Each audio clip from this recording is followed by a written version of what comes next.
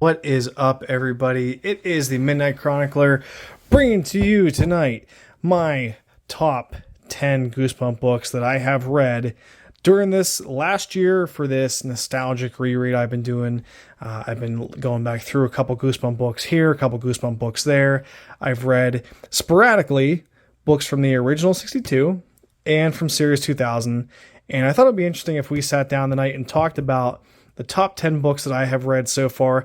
I've only read about 25 to 30 in total, so there's going to be a mix of the two series here a little bit. Now, please do not be alarmed if there's a classic not on this list. I have not read them all over again yet. There's probably several that will change on this list between now and the next time we do a top 10. So, with that in mind, I'm going to get into number 10. We're going to start from 10, go down to 1, and hopefully you guys will enjoy this. I know that I've been anxious to do this for a long time. So here we go. Number 10 is a familiar one for you guys that have been on the channel before.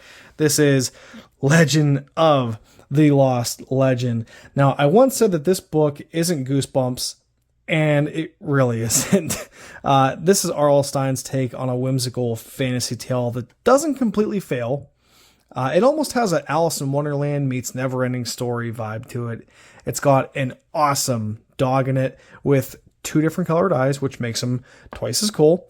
The dog is a good boy who helps the main kids find the lost legend, which resides in this chest guarded by a turns out to be a mechanical Viking lady, so go figure there. The middle portion of this book is still very forgettable, although I do think that the beginning is good and the end twist is very good. But Legend of the Lost Legend is a very, very good book, actually, and I'm enjoying it and I'm warming up to it the more time goes by. So that's number 10. Number 9 is Revenge of the Lawn Gnomes.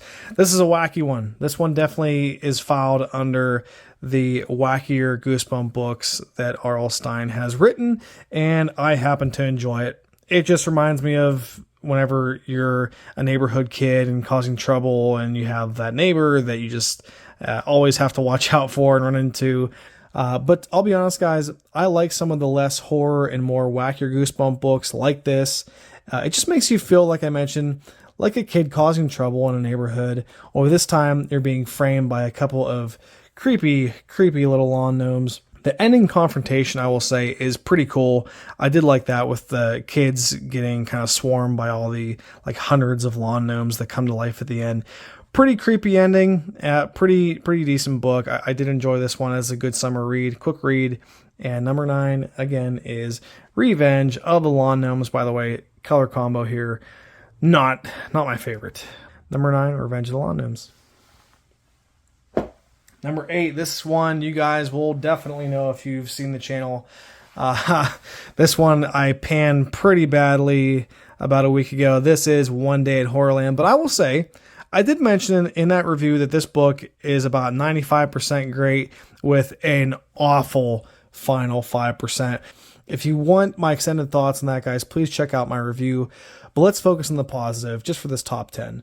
This book is surprisingly shocking with the beginning. It blows up the family car within the first 20 pages of the book. All the rides are interesting, and the world that R.L. Stine creates here feels appropriately disgusting and creepy. HorrorLand is vibrant in my mind whenever I read this book, and it really comes to life. Even with a strange ending, I have to say the journey is well worth the destination in this one. And this is number 16. Great color combo for the cover, by the way. This is just a classic Goosebump book. All right, number 7. I just reviewed this one recently. This is Piano Lessons Can Be Murder. This book is the scariest, in quotations, Goosebump book that I've read since doing this reread. It's definitely the eeriest. This book might not be everyone's cup of tea, but the book does genuinely succeed in creeping out the reader with a plot that takes you to some really weird places. The ending is absolutely bonkers. There's a lot of disturbing imagery in the book. There's ghosts and things like that. Everything that you would kind of want from this book based on the cover, you do get. And I enjoy this one. This is number 7 on my list for my top 10. It's number 13 in the series. And there you go. Piano Lessons Can Be Murder. Number 6. This, guys, is Attack of the Mutant. Now, this is the first Goosebumps book that I read for this big reread that I'm doing, and I like to think of it as Goosebumps' take on a Marvel movie. Marvel movie? Marvel movie. The twist ending is actually really cool and really unsettling as one of the main characters, something happens to them. It's actually kind of creepy. It's pretty unsettling. And the comic book vibe of this is just different in a really, really great way. The Masked Mutant is an awesome bad guy, and I kind of wish that he would have gotten a sequel, whether in this or a future series. If he did, I apologize, guys. I haven't read many of the newer series, so maybe he did, and I'm just missing that. But this book kind of keeps driving and doesn't stop until the end. I like the focus on the main characters. I like the comic book mixed with Goosebumps. That is a nice combo. I think it works pretty well for this one.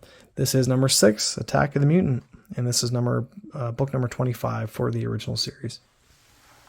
Moving right along, this next book is number 1 on many people's lists. It is number 5 on mine, but that does not mean it is a bad book by any means. This is The Horror at Camp Jelly Jam. First off, what a strangely satisfying color combo for a Goosebump cover.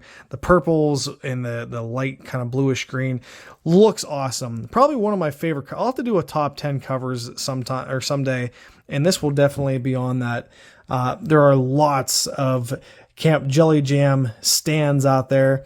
I happen to really enjoy it. This is still a classic that takes place in my favorite Goosebumps setting, that is summer camp.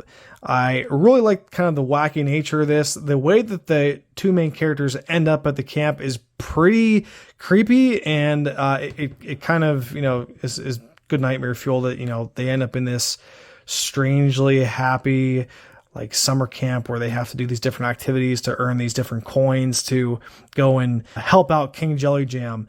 It is definitely a weird concept that works only for Goosebumps, and I think this is a very, very fun summer read. This is number 5, guys. This is The Horror at Camp Jelly Jam, and this is number 33 in the series. All right, guys, we are at number 4, and this book will probably surprise many of you because it surprised me when I enjoyed this book as much as I did. This is How to Kill a Monster. This is Goosebump book number 46, and the premise is super silly. A couple of very irresponsible grandparents leave their grandkids in their house with a monster that is living upstairs, or that they have locked in a room upstairs. But the story, I think, was pretty fun. The kind of cat and mouse game that they play with the monster is interesting. It makes for a good page turner. And another cool dog, another cool family dog in this book that helps the kids out, is pretty useful, likable, and always extra points for having a cool dog in the book. So definitely can't complain there. But the ending in this is kind of silly, though. I will say that. It is very almost like One Day at HorrorLand level of not so good, in my opinion, but it didn't ruin the book. Color combo is awesome. The cover art is awesome as always. Yeah, guys, this is number 4, How to Kill a Monster. All right, we are officially in the top 3 now. Jekyll and Heidi. Guys, this book is as good as everyone says it is. This book exemplifies everything that Goosebumps books do well. The characters are interesting, they're not annoying, and the plot twist is one of the best in the series. I will not ruin it for you guys, but I really need to read more Series 2000. I've only read maybe 4 or 5 in total, and this will be the only one on this list. But this book, I've heard that it was fantastic, and it most definitely is. It's got a really fun plot that moves. It's mysterious. You're wondering, kind of who's who, and there's sort of a whodunit with some of the attacks that happen. There's a monster in the story, clearly by the cover. Keeps the pages going, keeps the book moving. It is extremely good. None of the characters are annoying. They all serve a purpose. They're all interesting, and it makes for a excellent Goosebump book. This is number 3 on my top 10, Jekyll and Heidi. Again, that's number 14 for Series 2000. Number 2. This is a classic. There's not many classics on this list, guys, but this one is without a doubt a classic, and for good reason. That is The Haunted Mask. This is book number 11 in the Goosebumps series. I mean, what can you say, guys? This is the coup de grace when it comes to Goosebump books. The cover art is absolutely classic. It's literally right there on a poster. Love that so much. But guys, this is such a darn good book. I've called this book the Goosebump book with the most heart, and I mean that. There's genuine emotion in this story. Carly Beth is arguably Goosebumps' best protagonist. Couple that with an awesome premise of a mask that won't come off and character development that is, in my opinion, best in the series. The difference or the change that happens to her from being a nice, friendly girl to the monster she becomes by putting the mask on, the changes that she makes as to how she approaches her friends and interacts with bullies that are giving her a hard time. It's got a heartwarming message, guys, and plenty of Halloween imagery to satisfy any awesome Goosebump fan, and this book is a classic and definitely deserves that moniker. Number 2, The Haunted Mask, and that is number 11 in the original series. Awesome book. Number 1, you guys may have already guessed this, but it is still number 1 for me. That is, without a doubt, it's Welcome to Camp Nightmare. This is the best Goosebump camp book that I have read so far. Summer Camp. It is an incredible book. It is my favorite in the series, but probably not by far. I wouldn't say that it's probably untouchable. If I read another really good one, maybe this one could get knocked off. But I think the cast in the book, the whole cast is interesting the whole way around, from the main character to his buddies at camp, to the counselors, to the camp leader. Welcome to Camp Nightmare had me flipping pages faster than any other book in the series. And it was even better because I did not expect to enjoy this book. And here, out of nowhere, it turns into my favorite Goosebump book. With every page you read, guys, and every new disappearance, you can feel the walls closing on the main character. It's genuinely thrilling, and even with a pretty disappointing ending, which I've honestly warmed up to over time, it still tops my list, and pretty easily. This is Welcome to Camp Nightmare. Please do yourselves a favor, guys. Read this book, and also the more in-depth review for this is on the channel, so please check that out. Guys, if you have enjoyed the video, please leave a like. Please hit the subscribe button for me.